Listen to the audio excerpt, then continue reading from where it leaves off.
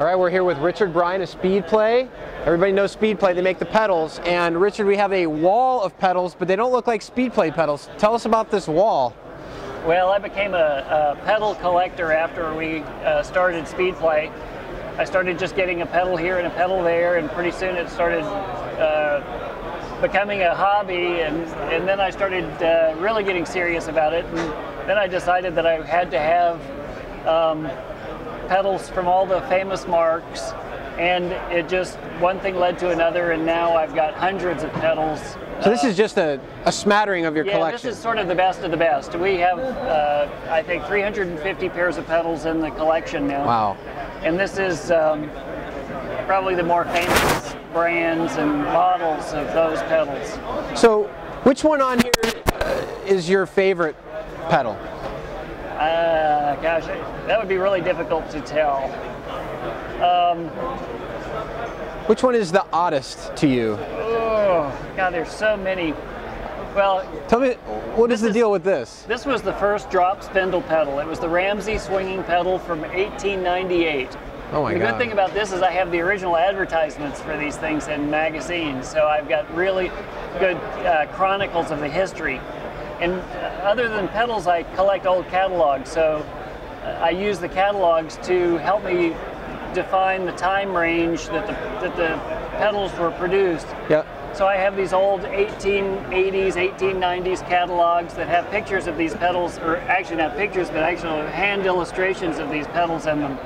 So it helps me determine, you know, sometimes you wouldn't know the name, but I know it's a record because I have the original catalog with the model number and everything in it, which makes it pretty cool. So we have a online museum with these pedals in it that if you go to speedplay.com, you can look up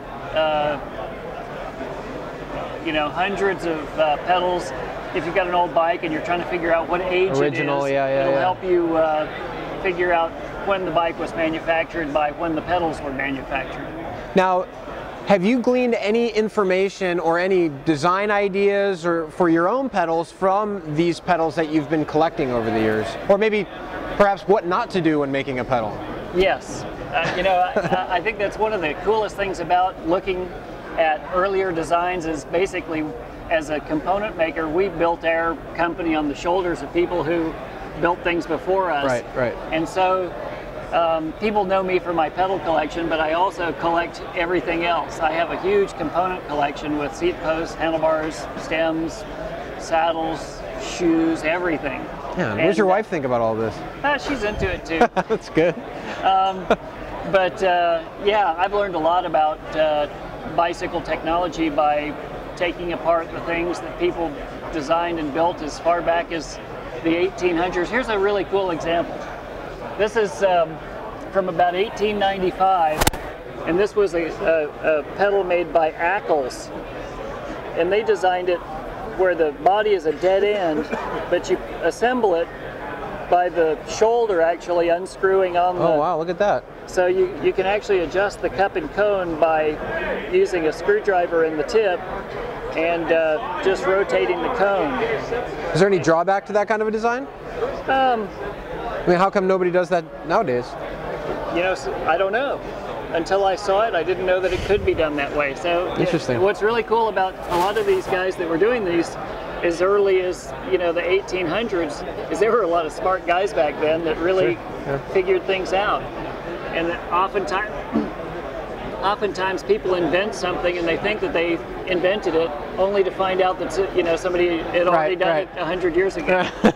So it's kind of fun to see these, and there are lots of neat brands. This is